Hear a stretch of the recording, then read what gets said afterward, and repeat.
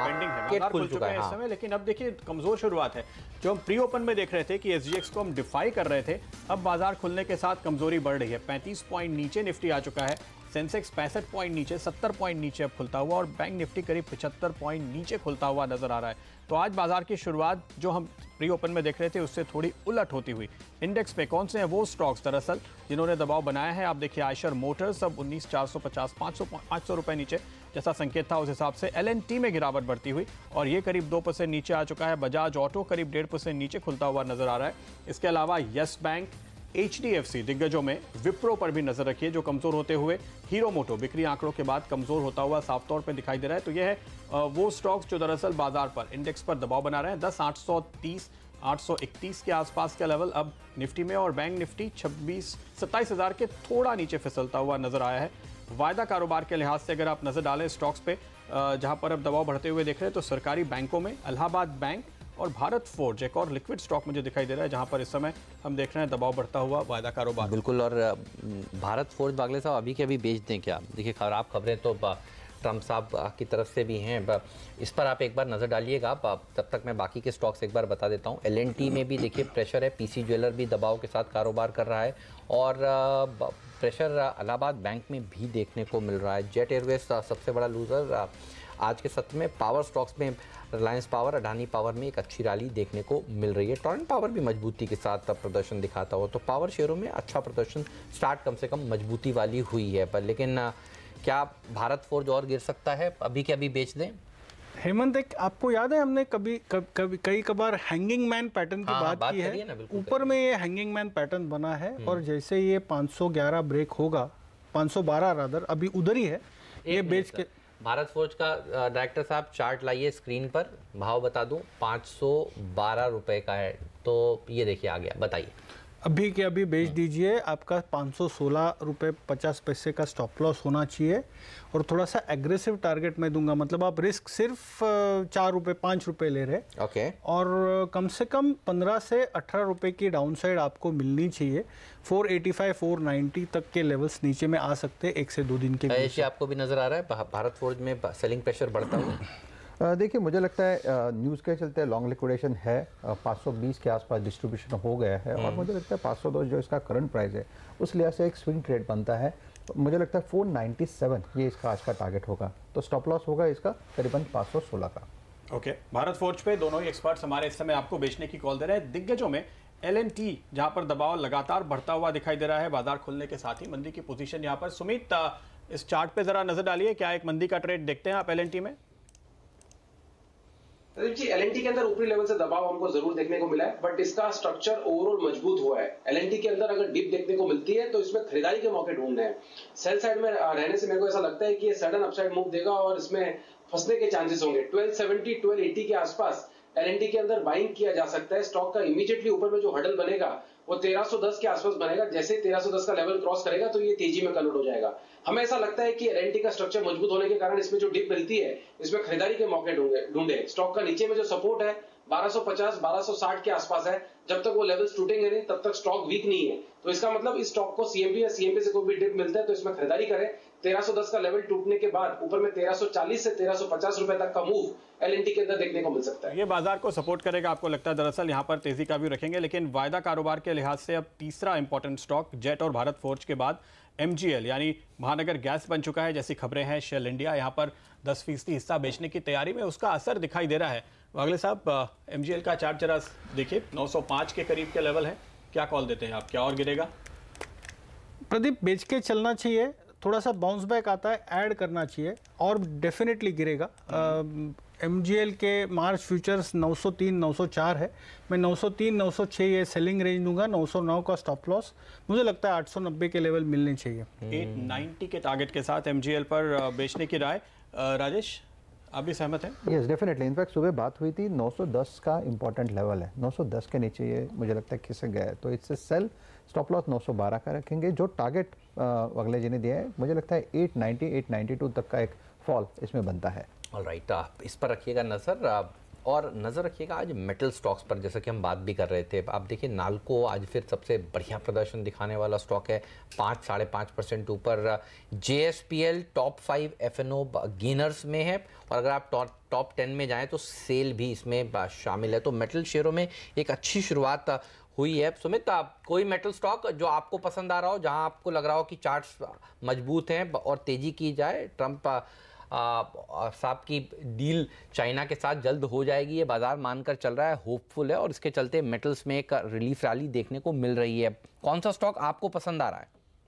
बिल्कुल, मेटल्स में यहाँ से एक अच्छा अपमूव हमको देखने को मिलना चाहिए। वैसे भी अगर आप देखेंगे हेमंत, तो लास्ट 4-5 दिनों में मेटल स्टॉक्स ने लोअर लेवल से अच्छी रिकवरी दिखाई है। ये रिकवरी कंटिन्यू रहनी चाहिए। आने वाले कुछ हफ्तों में और महीनों में हमें ऐसा लगता है कि मेटल स्टॉक यहाँ से बेस बना के एक अच्छा अपमूव दिखाएंगे, जिसके अंदर Tata Steel, JSW Steel, Hindalco, Vedanta, NMDC, National Aluminium, इन स्टॉक्स के अंदर बाइंग में रहना चाहिए। अभी CMP पे जिस स्टॉक पे ट्रेड करना चाहिए वो है टाटा स्टील। टाटा स्टील पिछले 7 से 8 दिनों में तेजी दिखा रहा है, थोड़ा सा कंसोलिडेट किया और आज मार्केट खुलने के साथ साथ ही ये स्टॉक तेजी पकड़ना स्टार्ट कर रहा है। जैसे स्टॉक के अंदर यहाँ से रेजिस्टेंस लेवल 512 रुपए 50 पैसे का टूटेगा, तो स्टॉक के अंदर एक अच्छा अपमूव देखने को मिलेगा, जिसके अंदर ऊपर में 525 और शायद 540 रुपए तक के स्तर भी हमको आने वाले दिनों में टाटा स्टील में देखने को मिल सकते हैं। तो टाटा स्टील अभी लेने वाला स्टॉक है।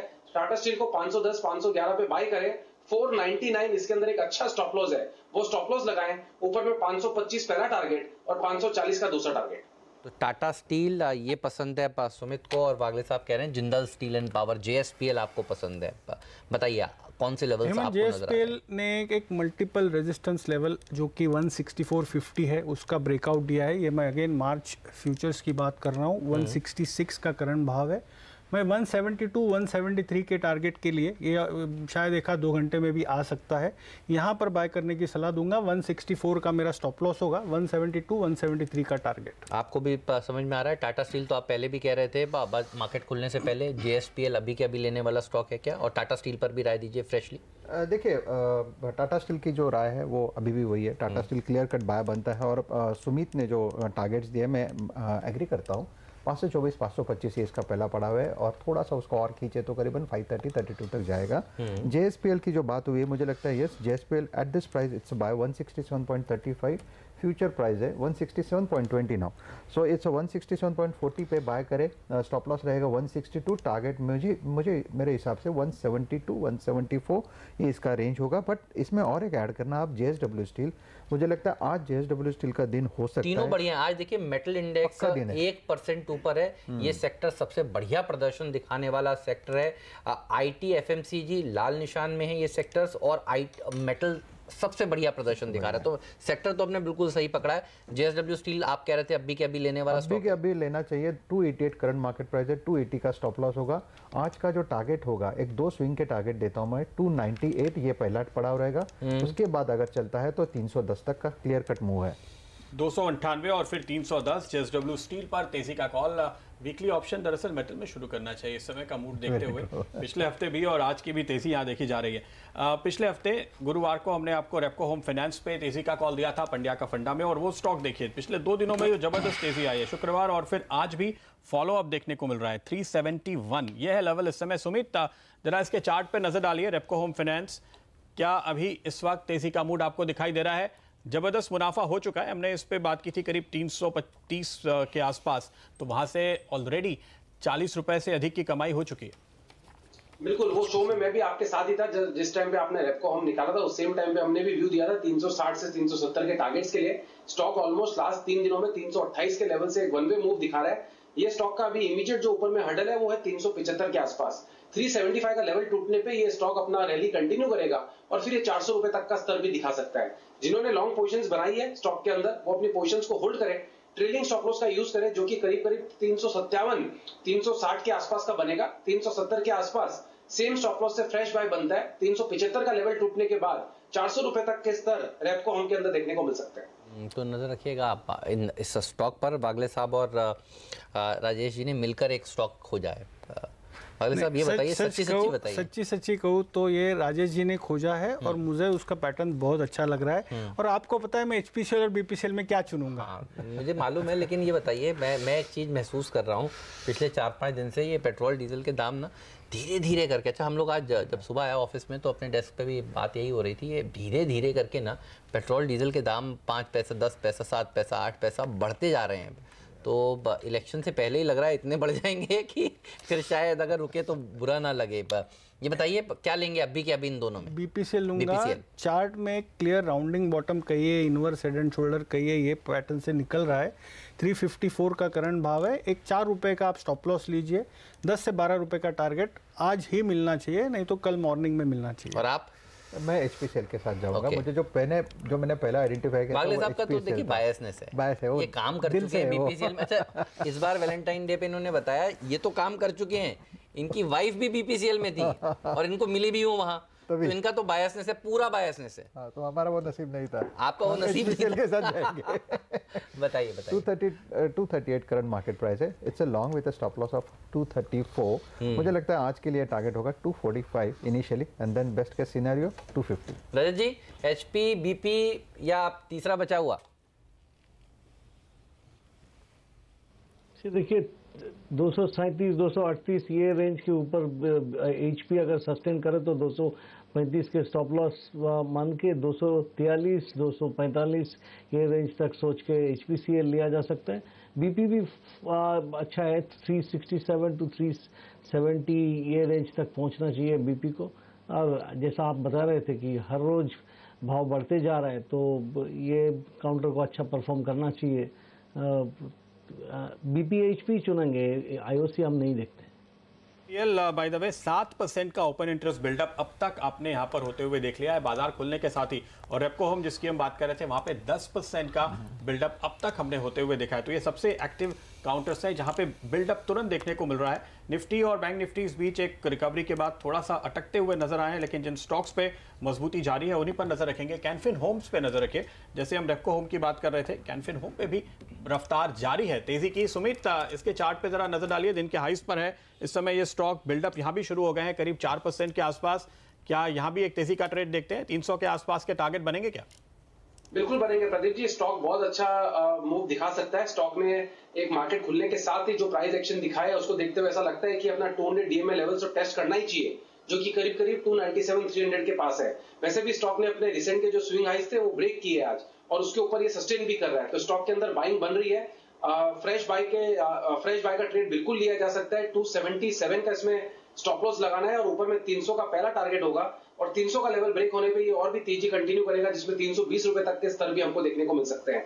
कैनफिन के अंदर एग्जिस्टिंग लॉन्ग पोजीशंस को होल्ड करें, फ्रेश बाइंग की भी सलाह रहेगी। तो कैनफिन होम भी देखिए भाग रहा है, बढ़िया प्रदर्शन दिखा रहे हैं। जब पीआई इंडस्ट्री आज हम सुबह सुबह स्टॉक 2020 में कह रहे थे 52 वीक हाई लगा लिया इस स्टॉक ने, बढ़िया प्रदर्शन दिखा। रजत सर ट्रैक करते हैं क्या पीआई इंडस्ट्रीज को? कैनफिन होम पूछ रहे हैं आप? नहीं सर, पीआई इंडस्ट्रीज 946 रुपए भाव, एक साल का चार्ट दिखाइए डॉक्टर साहब। इस स्टॉक ने हमारी टिकर टीम अभी अलर्ट कर रही है कि देखिए नया 52 वीक हाई लगाया है। बहुत सारे स्टॉक्स हैं जो ऐसे बाजार में भी नया 52 वीक हाई लगा रहे हैं। क्या राय रखते हैं आप इस पे? इसमें अभी भी बुलिश ही नजर आ रहा है मुझको। जहां तक समझ में आ रहा है कि 955 957 क्रॉस करने के बाद में फिर 964 967 ये दोनों लेवल मान के चलना चाहिए। फिलहाल अगर आपको स्टॉप लॉस लगाना पड़ेगा तो 937 के नीचे स्टॉप लगा के इसमें खरीदारी कर सकते हैं। 953 से 55 ध्यान पे रखिएगा, वहां पे कुछ सप्लाई प्रेशर आ सकता है। अच्छा बात हुई है क्योंकि स्टॉक 2020 के, तो डॉक्टर साहब दिखाइए सारी टीम कौन कौन से स्टॉक्स आज सुबह सुबह सुझाए गए थे, किस तरह का प्रदर्शन वो सारे शेयर दिखा रहे हैं। तो एक क्विक रिकैप आपको दिखा देते हैं कि ओपन किस तरह से हुए हैं वो शेयर, ताकि आप उसको ट्रैक कर सकें। अच्छा एक्सप्रो इंडिया यहाँ खबर थी तो ये तो स्टॉक ही दरअसल 14% ऊपर खुला है। टीआरएफ टाटा ग्रुप की कंपनी, आज टाटा ग्रुप की कंपनियाँ फोकस में हैं तो ये 12% ऊपर है। इंडियन ह्यूम पाइप्स में 5% की तेजी। सिम्फनी 5% चल गया अगले साल, मतलब आपको ये तो आपका कमाल है, मतलब तो बढ़िया प्रदर्शन दिखा रहा है। सिम्फनी पर एक बार फ्रेश व्यू भी लेंगे, देखते हैं इसके चार्ट भी। लेकिन एनएलसी इंडिया खबरों के दम पर 3% ऊपर, कोची शिपयार्ड 3% की बढ़त और स्टरलाइट टेक्नोलॉजीज़ में भी 2.5% की तेजी। एक्सप्रो तो सर्किट लगाने के बिल्कुल करीब अब लग रहा है। लेकिन दिखाते हैं सिम्फनी का स्टॉक। अगले साहब ये होली तक पैसा बना के दे देगा ना थोड़ा?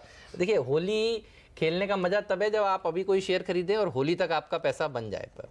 तो होली के दिन अगर हम होली की पिक बताएंगे, लोग कहेंगे हम तो होली खेल रहे हैं साहब। अभी तो आप अगली बार बताइएगा, दिवाली की कोई बताइए। तो क्या ये होली तक कहाँ तक चला जाएगा? होली कौन से तारीख को है? मुझे मालूम था सवाल पूछेंगे, मैं लिख के लाया हूँ। 13 ट्रेडिंग सेशन बचे हैं। 21 मार्च की होली है, बृहस्पतिवार की। तो मैं 1600 तक का टारगेट दे सकता हूँ, जो यहाँ से लगभग जाएगा 250 रुपया है। हाँ अच्छा, आप तो बुलिश हैं ही, अब रजत सर भी बुलिश हैं। रजत सर अभी थोड़ी देर पहले कह रहे थे। रजत सर आपका टारगेट होली तक का बताइए, ताकि होली तक लोगों के पैसे बने। सिम्फनी पे पूछ रहे हैं ना? जी हाँ बिल्कुल।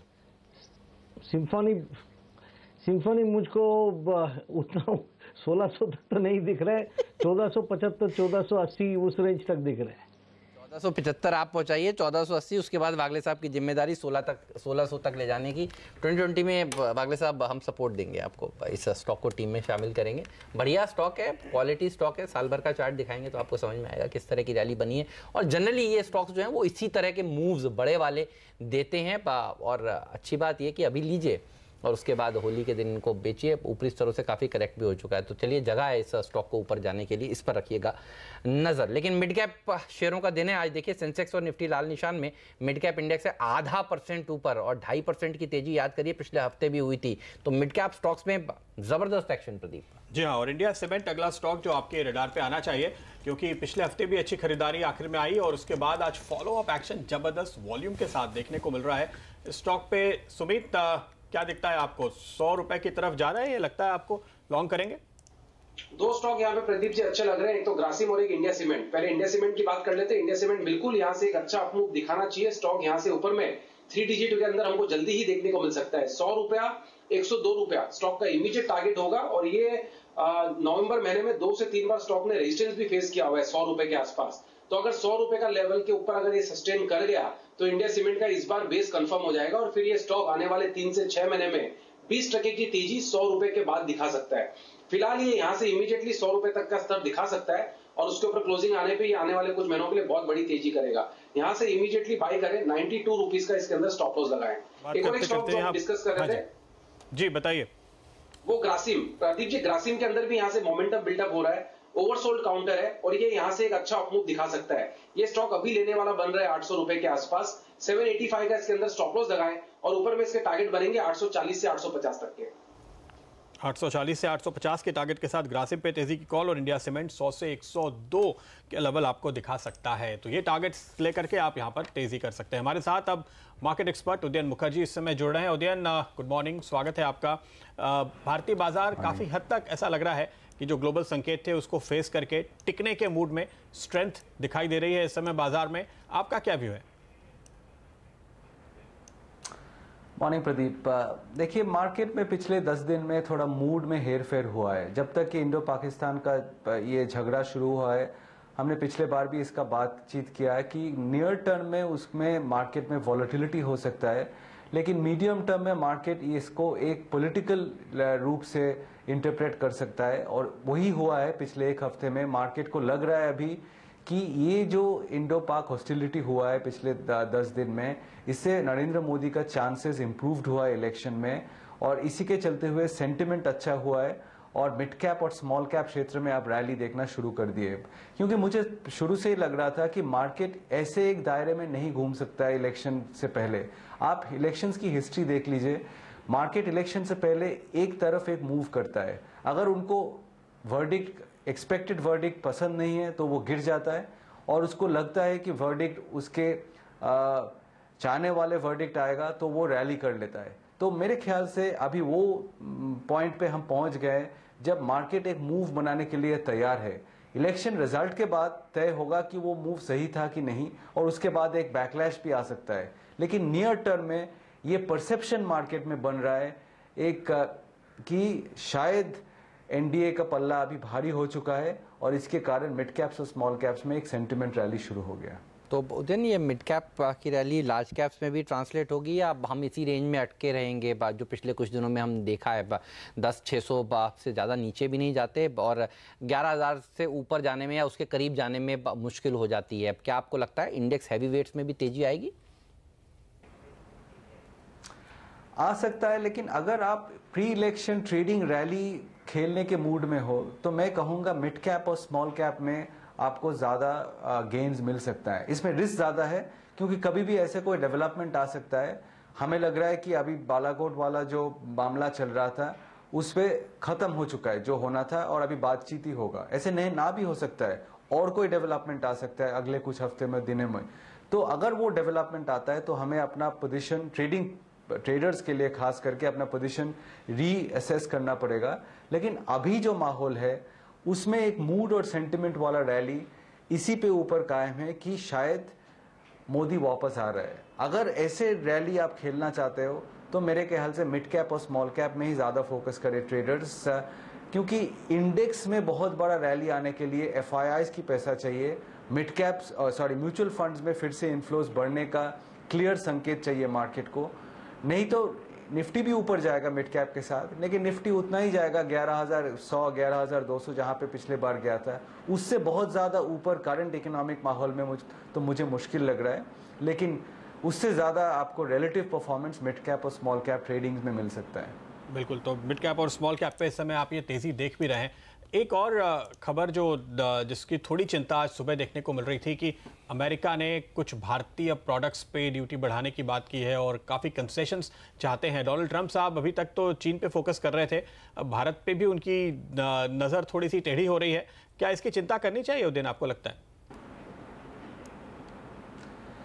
मुझे लगता नहीं ये उतना बड़ा मुद्दा बनेगा आगे चलते हुए प्रदीप। अभी मार्केट के लिए सबसे बड़ा मुद्दा 3 महीने के लिए इलेक्शन है। उसमें आप कोई भी इकोनॉमिक डेटा दे दो, खराब अच्छा, उससे कोई ज़्यादा फर्क नहीं पड़ने वाला है। इलेक्शन जब खत्म हो जाएगा तब मार्केट का फोकस आएगा इकोनॉमी पे जो जिसमें स्लो डाउन है, अर्निंग्स पे जो उसमें पिकअप नहीं है, एक्सपोर्ट्स पे। ये सारे फैक्टर्स जो आप बात कर रहे हो, ये इलेक्शन रिजल्ट के 2-4 हफ्ते के बाद फिर जब मार्केट का इलेक्शन का भूत जो सवार है अभी वो हट जाएगा, तब मार्केट को ये सब नज़र पे आएगा। अभी मार्केट को और कुछ नहीं नज़र आ रहा है, इंडिया पाकिस्तान और इलेक्शन ये दोनों छोड़ के।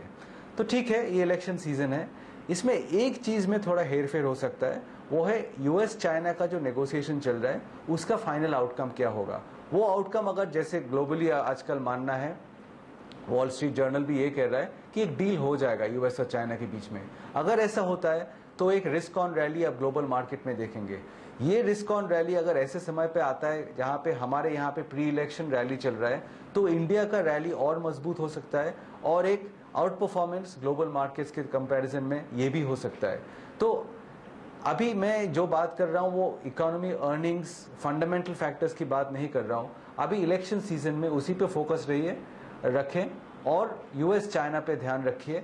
ये नंबर 1 और नंबर 2 ट्रिगर है ये मार्केट के लिए। अभी किस तरह के मिड कैप्स पर आपकी नज़र है होते हैं ना, अगर कोई सेक्टर वाइज ब्रेकअप करके बताएं या अगर कोई स्टॉक्स आपके जहन में हो तो बताइए।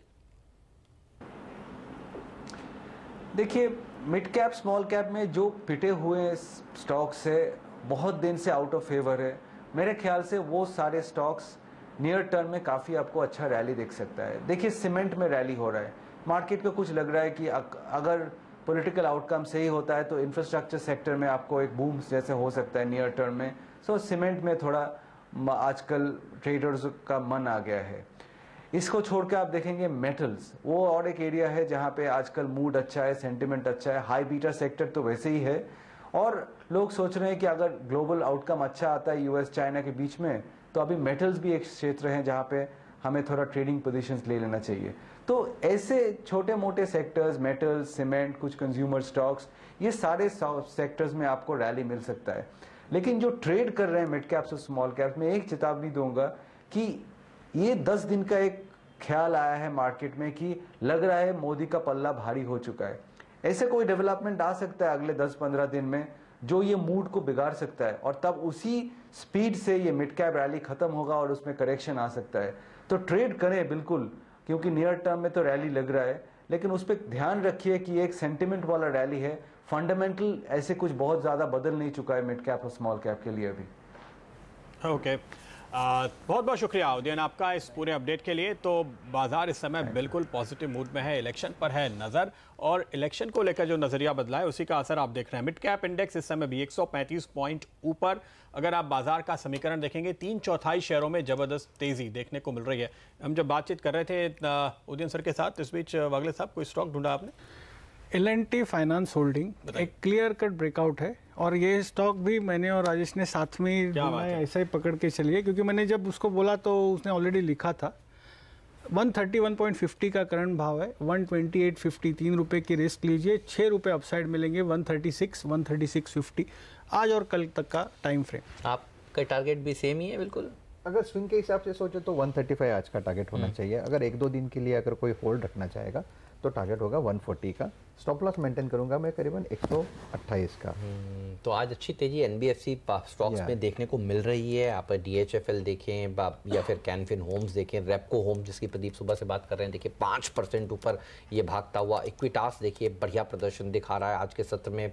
इवन पिटे हुए शेयरों की बात करें तो आर कैप, आर इंफ्रा भी आप देखिए एक बढ़िया बाउंस दिखा रहे हैं। हालांकि रिस्की ट्रेड्स हैं ये दोनों स्टॉक्स, लेकिन एक अच्छी रैली इन स्टॉक्स में आज के सत्र में देखने को मिल रही है। आर कैप, आर इंफ्रा हिम्मत करेंगे वागले साहब, छोड़ दें, अवॉइड करेंगे ये, लेकिन मोमेंटम है, मैं आपकी बात मानता हूं। आर पावर आज एडीएजी स्टॉक्स दिखाइए डायरेक्टर साहब सारे एक साथ। देखिए आज ये सारे के सारे मजबूती के साथ प्रदर्शन दिखा रहे हैं, और सुबह से हम कह रहे हैं मिड कैप स्टॉक्स में देखिए तेजी बनेगी।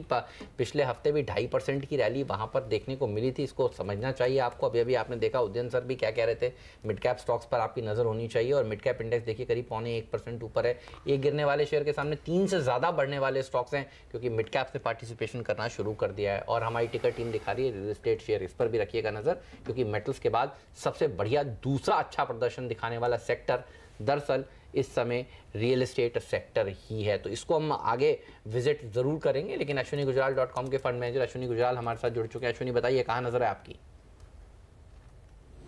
देखिए पहली चीज़ तो ये है कि आज का जो लो है वो बड़ा क्रूशल है, और 10,820 के आसपास अब आपका एक तरह का ट्रेलिंग स्टॉप बन जाता है। तो फिलहाल दिन के एंड तक अच्छा चांस है कि हम फ्राइडे के हाई को ले जा पाएँ, क्योंकि जितनी बारी इस तरह के गैप डाउन मिलते हैं जहाँ से वापस रिकवरी होती है, तो मार्केट थोड़ी सी लाइटन अप हो जाती है। तो इंडिविजुअल स्टॉक्स में आज फिर जो है मिड कैप्स में काफ़ी तेज़ी नज़र आ रही है। तो रेपको होम में बाय है 368 का स्टॉप, 382 का टारगेट। अदानी पावर में बाय है 48 रुपये का स्टॉप, 54 रुपये का टारगेट। और JSPL में बाय है 162 का स्टॉप, 174 का टारगेट। अदानी पावर 54 के टारगेट के साथ, JSPL 174 के टारगेट के साथ, और रेपको होम फाइनेंस पर भी तेजी का कॉल आता हुआ अश्विनी गुजराल की ओर से। अश्विनी बहुत बहुत शुक्रिया आपका आज सुबह हमारे लिए वक्त निकालने के लिए। तो ये सारे स्टॉक्स जहां पर तेजी का board, Nifty bank positive, Nifty हल्का सा नेगेटिव इस समय ट्रेड करता हुआ। अगला स्टॉक जिस पर हमारी नजर पड़ रही है वो है सेल स्टील अथॉरिटी। इस पर नजर डालिए सातपुते जी, क्या दिख रहा है आपको? मेटल स्टॉक्स में जो तेजी का रुख है इसका पूरा फायदा यहाँ भी दिख रहा है, दिन के हाइस पर ही है। देखिए इनफैक्ट बहुत बड़ा पिक होगा at this point of time. 7% open interest up है, 3.5% प्राइस अप है। फर्स्ट जो रेजिस्टेंस था जो आइडेंटिफाई हुआ था वो 52.70 का था, वो भी पार किया। इनफैक्ट फ्राइडे के दिन मुझे लगता है वो टारगेट भी आ गया। तो नेक्स्ट लेवल कौन सा होगा? तो मुझे लगता है 59 ये इसका नेक्स्ट पड़ाव है। तो इससे बाय 54.55 करंट प्राइस है, स्टॉप लॉस 52.50 होगा। 59 का टारगेट आप दे रहे हैं यहाँ से। रजत आपकी भी नजर है स्टॉक पे, हमने पहले कई बार बात की है, क्या आप कन्विंस हो रहे हैं इस समय? देखिए ये मेटल रैली मेरे को लगता है 1-2 दिन के बाद में नहीं चलेगा, वो कंसोलिडेशन में आ जाएगा। मेरा टारगेट इसमें थोड़ा कंजर्वेटिव है, इनफैक्ट 56, 57 इसी रेंज पे। और अनदर थिंग आपको बोलना चाहूँगा कि अभी एडवांस टैक्स के टाइम पे ये रैली इतना कंटिन्यू होगा उम्मीद मत कीजिए, थोड़ा सा ढीलापन आ जाएगा, क्योंकि बाज़ार में पैसा थोड़ा कम आ जाता है। जो मैं देखता हूँ पिछले सालों से ये एक चीज़ होता है कि इस टाइम पे थोड़ा प्रॉफिट बुकिंग होता है, और एडवांस टैक्स का टाइम क्लियर हो जाने के बाद में फिर से रैली वापस आ जाता है। ओके, तो आप कह रहे हैं कि थोड़ा मेटल में बचा के चले, लेकिन सेल पर 59 के टारगेट इस समय आपको सुझा रहे हैं राजेश सातपुते जी। एक और स्टॉक जिस पर मेरी नज़र पड़ी है वो है इक्विटास। आमतौर पे यहाँ पर थोड़ी लिक्विडिटी हल्की होती है, लेकिन आज बाजार खुलने के साथ ही करीब 30% के आसपास का वॉल्यूम हमने आते हुए देख लिया है। संदीप, सुमित, आप क्या देख रहे हैं इसमें? इक्विटास पे आपको क्या एक तेजी बनती हुई नजर आ रही है? पिछले हफ्ते भी इसने मजबूती दिखाई थी, क्या अभी भी मौका है इस लेवल पे? 125 रुपए तक ये इमीडिएटली दिखाई दे रहा है और 125 के ऊपर अगर सस्टेन करता है तो फिर 130 रुपए तक का मूव भी दिखा सकता है। जिस तरह से हमें इस सेक्टर के स्टॉक्स में मूव देखने को मिल रहा है, उस तरह से इक्विटास में लगता है कि इस बार 125 का स्तर टूट जाएगा। स्टॉक के अंदर आज का बहुत अच्छा प्राइस एक्शन है और एक कैंडल जो फॉर्म हुई है वो चार्ट्स के ऊपर ये शो कर रही है कि 130 रुपए तक का मूव हमको जल्दी देखने को मिल सकता है। स्टॉक के अंदर बिल्कुल बाइंग करें, 116 रुपए 117 रुपए के आसपास का इसके अंदर स्टॉप लॉस लगाएं। सीएमपी से कोई 1 से 2 रुपए की गिरावट मिले तो भी बाय करें। एग्जिस्टिंग लॉन्ग पोजीशंस को होल्ड करें 125 से 130 के टारगेट्स के लिए। 125 से 130 के टारगेट, वागले साहब आपको भी लगता है? प्रदीप, आपने सही लेवल सही टाइम पे स्पॉट किया है। मेरे लिए ये 120 121 के आसपास रडार में आया था, आपने तब बात की थी तो उतना ही था, और वो स्टॉप लॉस लेके अभी 122.50 है, 1.5-2 रुपए का स्टॉप लॉस होगा। मैं 127 128 तक की बात करूंगा, आज होगा या कल होगा। इस बीच खबरें यहाँ पर आ रही हैं कॉमर्स सेक्रेटरी द्वारा, जो कि ट्रम्प साहब ने कहा था, उन्होंने अब पुष्टि कर दी है कि US government has given 60 days notice on withdrawal of GSP benefits. तो जीएसपी के तहत जो बेनिफिट्स दिए जा रहे हैं अमेरिका द्वारा, जो भारत से अमेरिका में चीज़ें एक्सपोर्ट होती हैं, उसके वो 60 दिन के अंदर ये अपने बेनिफिट्स वापस लेंगे। तो हमारी सरकार को ये लेटर मिला है इसका मतलब, और इसीलिए ये जानकारी आ रही है। Medical devices and dairy sector in US, ये सारे सेक्टर्स हैं जिस पर इम्पैक्ट पड़ सकता है। तो इस खबर पर नज़र रखिए। पहले ट्रम्प साहब की तरफ से ये खबरें आ रही थी और अब कॉमर्स मिनिस्ट्री ने इस बात की पुष्टि कर दी है। लेकिन टाटा ग्रुप के स्टॉक्स की देखिए, हम आज सुबह बात कर रहे थे और ये सारे ही स्टॉक्स मजबूत हैं। टाटा स्टील तो देखिए मेटल के चलते भी जो रैली बनी है उसके चलते बढ़िया प्रदर्शन दिखा रहा है। टाटा मोटर में एक अच्छी रैली देखने को मिल रही है। टाटा एलेक्सी 1.25% मजबूत है, हालांकि वॉल्यूम्स अभी कम है इसमें, लेकिन अच्छी तेजी। टाटा केमिकल्स भी मजबूती के साथ कामकाज जो करता हुआ। टाटा स्पॉन्ज भी बढ़िया है। टिन प्लेट भी अच्छा, इसमें वॉल्यूम्स अच्छे हैं। बागले साहब, टिन प्लेट कैश मार्केट का स्टॉक अच्छा प्रदर्शन दिखा सकता है क्या आज के सत्र में, और अच्छा इंपॉर्टेंट लेवल्स कौन से होंगे ये भी बता दीजिए। हेमंत, ये शायद आपने आज मॉर्निंग में कवर किया नहीं, था। मेरी टीम में नहीं था। क्या फिर नीरज की टीम में तो पता नहीं था, उनकी टीम में मुझे लगता है ये 157 158 जो कि एक ये मुझे लेना था, ये रह गया था। हाँ, तो अपसाइड तो दिखता है 157 का। आपको अभी लेना है तो 143 144 का स्टॉप लॉस, मतलब 3-3.5 रुपए की रिस्क, 8-9 रुपए का टारगेट, ये ट्रेड सेटअप बैठता है। राजेश जी, आपको भी कुछ नजर आ रहा है टिन प्लेट में? ये भी टाटा ग्रुप की कंपनी है, मेटल में तेजी होती है तो इसमें भी रैली बनती है जनरली। देखिए, इनफैक्ट टेक्निकली इसमें एक ब्रेकआउट मिला है inverted head and shoulder price formation का। 142 का नेकलाइन है, 147 करंट प्राइस है। तो ये नेकलाइन के हिसाब से सोचे तो देखिए, स्लाइटली पोजिशनल सोचे तो 120 रुपए का, यानी नॉट 120 रुपीज़ का अपसाइड होना चाहिए, यानी पोजिशनली 165 का इसका टारगेट बनता है। तो इस लिहाज से सोचे तो 140 का स्टॉप लॉस होना चाहिए। मैं पर्टिकुलरली इसमें स्विंग के हिसाब से बात नहीं करूँगा, मुझे लगता है पोजिशनल सोचे तो बेटर होगा इसमें।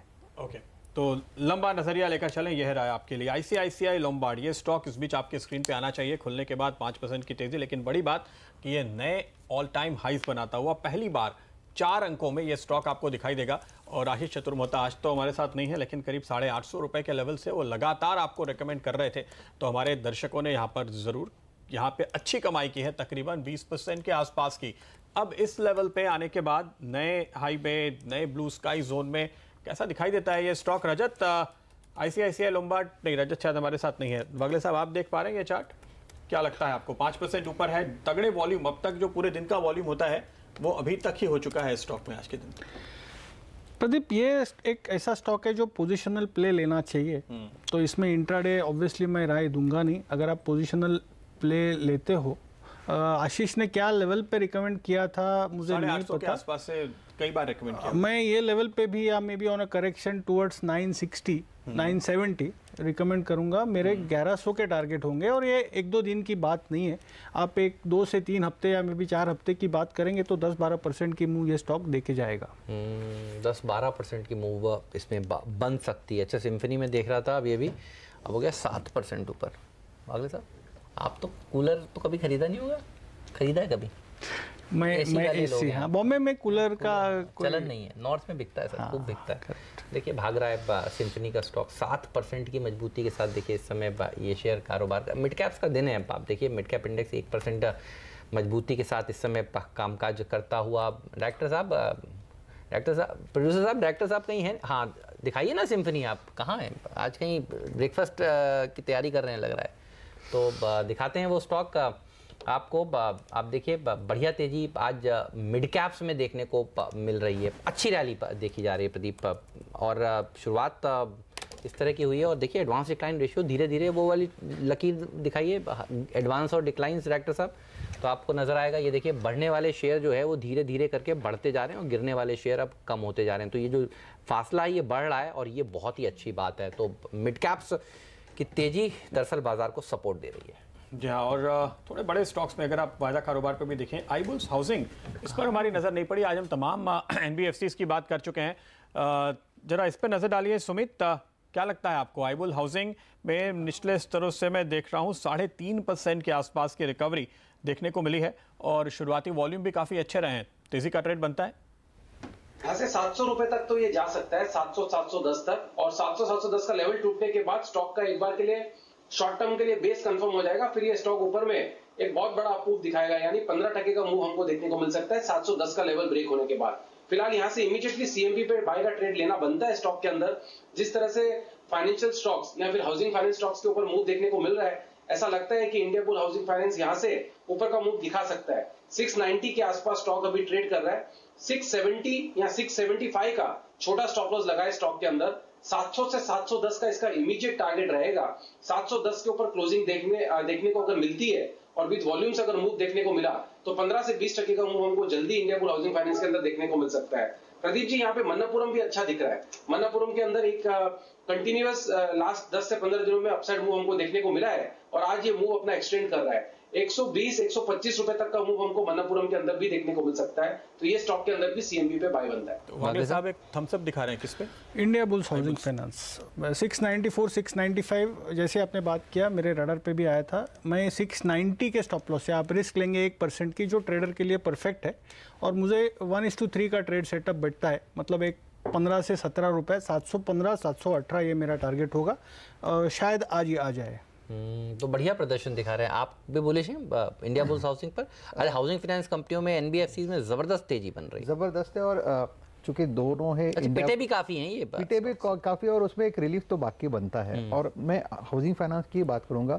देखिए इसमें आप उज्जीवन को भी देखिए, एक फ्रेश ब्रेकआउट मिला है उज्जीवन में 292.95 ये इसका करंट प्राइस है। क्लियर कट ब्रेकआउट कैंडिडेट है। ओपन इंटरेस्ट अभी बढ़ा है 7%। मुझे लगता है आज के लिए अभी ये वाला बाय वाला शेयर है। 285 का स्टॉप लॉस होगा। 308 का मुझे लगता है आज या कल तक एक टारगेट होगा, लेकिन डेफिनेटली एक क्लियर कट बाय सिग्नल मिला है। ओके, तो इस लिस्ट में एक और स्टॉक में जोड़ देता हूँ, श्रीराम ट्रांसपोर्ट फाइनेंस। अगले साहब वो भी देख लीजिए। सारी एनबीएफसीज में आज जो तेजी देखने को मिल रही है, और बड़ी बात है कि वॉल्यूम और जो ओपन इंटरेस्ट का सपोर्ट है वो बहुत ही तगड़ा है, मोमेंटम है। बट मैं अभी भी I would prefer Indiabulls housing to Shriram.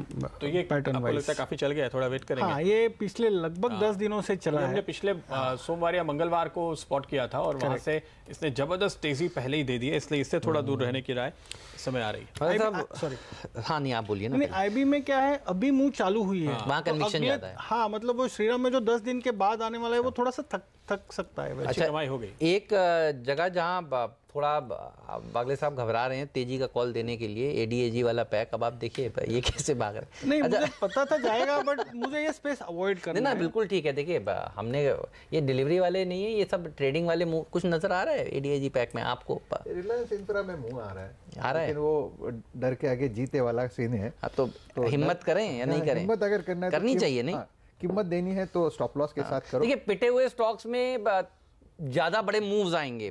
NBFC में बड़े मूव्स आए, मेटल स्टॉक्स पिट चुके थे, ये बड़े मूव्स आए। एडीएजी स्टॉक्स में सब लोग एक तरफ सेल कर रहे थे। अब आप देखिए ये मूव बन रहा है। आपको कौन सा स्टॉक पसंद है? हिम्मत करिए सर थोड़ी। एडीएजी में रिलायंस इंफ्रा बेटर लगता है। 128 का स्टॉप लॉस रखेंगे। 136 पहला पड़ा, 136 के ऊपर 140 का टारगेट होगा। क्योंकि देखिए सुजलॉन की तो बात करना थोड़ा गलत होगा, 8% ऊपर है, लेकिन एडीएजी स्टॉक्स में रिलायंस इंफ्रा कंपेरेटिवली और रिलायंस कैपिटल कंपेरेटिवली बढ़िया कंपनियां हैं। आपको क्या नजर आ रहा है सुमित, एडीएजी पैक में इन दोनों में किसी पे भरोसा करेंगे क्या और किस पर करेंगे? ट्रेडिंग के लिहाज से रिलायंस कैपिटल में ट्रेड लिया जा सकता है। 179 180 का इसके अंदर स्टॉप लॉस लगाए। स्टॉक पिछले 7 से 10 दिनों के अंदर लोअर लेवल से तेजी दिखा रहा है और ये शायद पुल बैक बाउंस बैक के अंदर और भी एक मूव देखने को मिल सकता है। तो 179 180 का इसमें स्टॉप लॉस लगाए रिलायंस कैपिटल के अंदर, और स्टॉक यहां से इमीडिएटली ऊपर में 200 रुपया शायद हो सकता है 210 रुपए तक का मूव भी हमको दिखा दे। ये प्योरली पुल बैक और बाउंस बैक के लिए खेलना है। लॉन्गर टर्म के हिसाब से कोई भी व्यू नहीं दिया है अभी स्टॉक के अंदर, सिर्फ ट्रेडिंग के हिसाब से व्यू है, वो भी विद स्टॉप लॉस जो खेल सके वही खेलना चाहिए। 179 180 का स्टॉप लॉस सिर्फ और सिर्फ इंट्राडे का ध्यान रखिए, डिलीवरी की बात यहाँ पर नहीं हो रही है, लेकिन बढ़िया मूव देखिए इन तमाम स्टॉक्स में प्रदीप देखने को मिल रहा है। बिल्कुल, और एक स्टॉक जिसमें कमजोर आंकड़े थे, अनुमान भी था उसी हिसाब से और कोई नेगेटिव सरप्राइज नहीं आया, हीरो मोटोकॉर्प। ये देखिए खुलने के बाद जबरदस्त खरीदारी यहाँ देखने को मिली है। ऐसा लगता है कि पहले ही पिछले हफ्ते हमने पिछले हफ्ते हमने काफी कमजोरी देख ली, तो उस लिहाज से अब यहाँ पर आज जो शुरुआत हुई है इस पे फॉलो अप मिलेगा। 5.5 लाख गाड़ियां बेचने का अनुमान था, 6.17 लाख गाड़ियां बेची, तो अनुमान से तो बहुत ही बढ़िया नंबर थे। हम सुबह 7 बजे भी कह रहे थे नंबर्स में कोई दिक्कत वाली बात नहीं है। तो यहाँ पर जो कमजोरी दिखी थी पिछले हफ्ते के दौरान, अब उसकी रिकवरी हो रही है। तो यहाँ क्या टारगेट हो सकते हैं? 2750, 2800 या इससे भी बेहतर कोई लेवल देखे जा सकते हैं क्या? प्रदीप, इसमें मैं ज्यादातर पोजिशनल व्यू दूंगा और इसमें मोमेंटम तब आएगा जब ये 2750 के पार निकलेगा, जो 3-4 दिन का हाई है, और फिर तो 2850 2900 तक की बात कर सकते हैं। फिलहाल मैं वो मोमेंटम नहीं देख रहा हूँ। ओके, तो फिलहाल आप कह रहे हैं कि थोड़ा मोमेंटम आने का इंतजार करें, लेकिन खबर तो अच्छी है। आज शुरुआत में बाइंग के संकेत हैं, पिछले हाइस के ऊपर ये स्टॉक निकलता हुआ नजर आ रहा है। बिल्कुल, चलिए राजेश जी शुक्रिया, धन्यवाद आपका बढ़िया स्टॉक्स बताने के लिए। वागले साहब शुक्रिया आपका भी बेहतरीन शेयर आइडेंटिफाई करने के लिए। सुमित जी, रजत सर शुक्रिया आप सभी मेहमानों का आज हमारे साथ जुड़ने के लिए। लेकिन हम मेहमानों को शुक्रिया कर रहे हैं, इसका मतलब ये नहीं कि ये शो यहाँ पर ख़त्म हो रहा है। पहला सौदा जारी रहेगा, 10 के दमदार ट्रेड्स हम आपके सामने पेश करेंगे। मोतीलाल ओसवाल सिक्योरिटीज़ के चंदन तापड़िया हमारे साथ जुड़ेंगे, प्रकाशगाबा.com के प्रकाश गाबा हमारे साथ जुड़ेंगे और S2Analytics.com के सुदर्शन सुखानी भी हमारे साथ जुड़ेंगे। तो एक छोटा सा कमर्शियल ब्रेक ले रहे हैं, आप चाय की चुस्की लीजिए, अभी हाजिर होते हैं।